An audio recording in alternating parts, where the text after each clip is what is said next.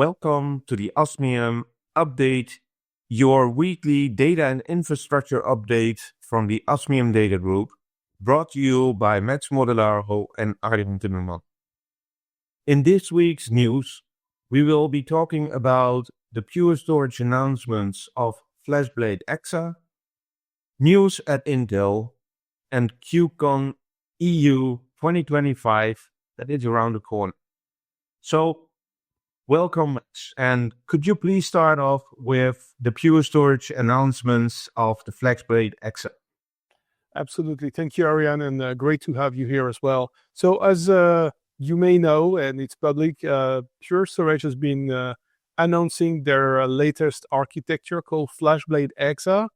It's been somehow remote for quite a few months now that Pure Storage was already working with a major hyperscaler, what they used to call the fourth hyperscaler, and it's now clear that the speculation, which was around Meta, is now unveiled.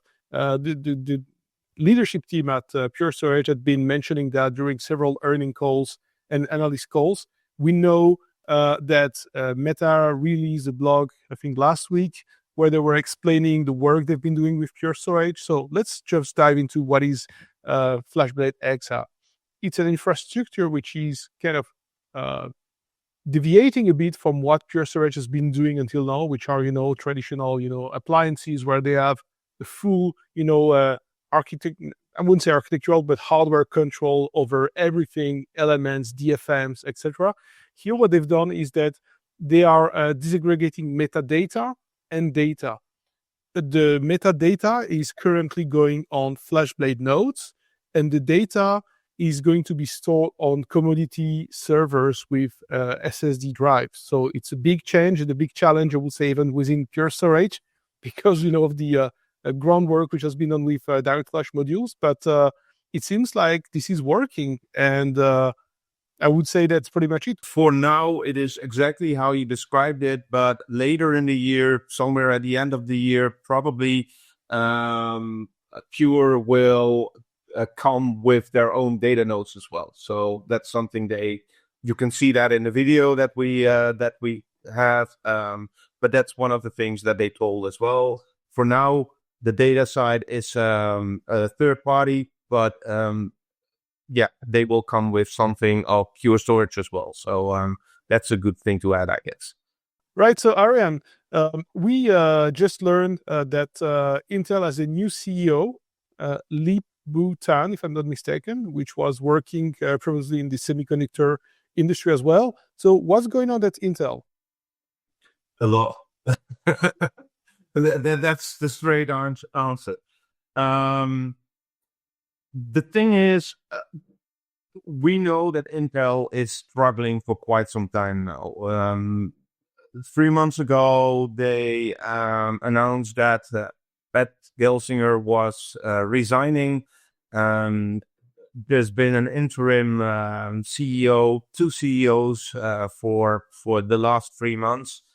And now, like you already mentioned, it's the name will probably take some time to get used to, but it's Lip Bu Tan. And like you already mentioned, he's been in the industry for a long time. He was working as CEO of Cadence Design Systems, which makes software used by all the major chip designers, including Intel. And that's how they came to him. So there was that. In one of the statements, we will include the articles. He tells that in areas where we have momentum, we need to double down and extend our advantage. In areas where we are behind the competition, we need to take calculated risks and disrupt and leapfrog. So there's that. He has some great ideas, but at the same time, there's a Reuters article as well stating that TSMC pitched Intel Foundry to NVIDIA, AMD, and Broadcom to take over. So on one hand, we hear Intel saying we're going to do very well. On the other hand, which been going around for quite some time now. A lot of the competition is at least openly discussing a takeover of multiple things of Intel. But yeah, that's about it. But if you have anything to add, please do, Max. No, very, very shortly, to recap, it's been an annus horribilis, if I was to put it that way, for Intel in 2024. Their stock went down 50%. They laid off 15% of the workforce, or approximately 15,000 people in Q4, if I'm not mistaken. And they had even delays opening their Ohio chip factory. And lastly, they did not release their AI chips, the Falcon Shores chips, So there's quite a lot of things where they've been struggling. You mentioned the CEO leaving. It's really, really tough. I mean, we can only wish Intel to, get back on track, at least for the sake of having a healthy competition in the space, right? So that's it. Yeah, absolutely.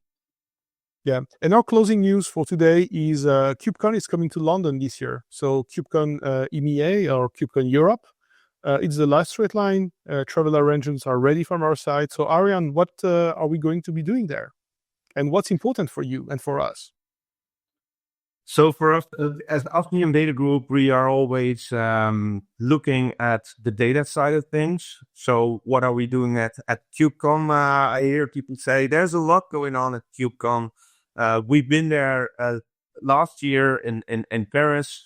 Data is the oil that makes everything moving, right? So for us, it's an important event. It's a great event to be at. It's if you look at the videos that we did last year, it's really about I would say the VM worlds of old. That's how we looked at it last year. I really hope it's even bigger and better this year. We'll see. But for the Osmium Data Group, there are some of our the companies that we are already working with that we will talk to.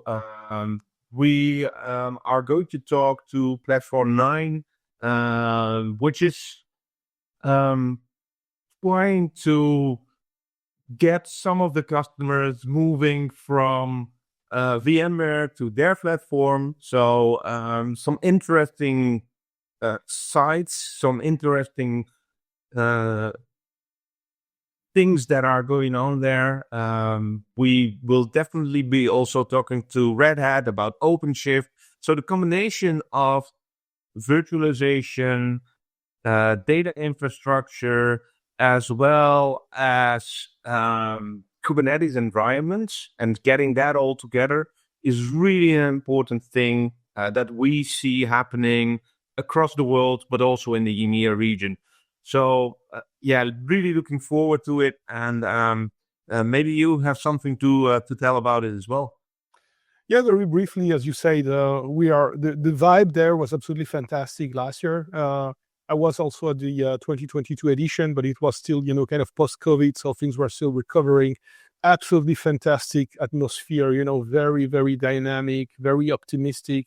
A lot of things going on, a lot of startups all over the place. So we've been looking already at the list of sponsors to get a feel of what we're going to see on the show floor. And there are companies all over the place in many areas, observability, security. Lots of them also pitching on the VMware transformation, or rather VMware exit, if I say it that way. So there is this kind of bimodal approach somehow where we have containers alongside VMs that is going to be fundamental in the next few years, right? So this is going to be interesting. A lot of companies also mentioning AI in their solutions. So there we have to see again, what is real versus what is hype.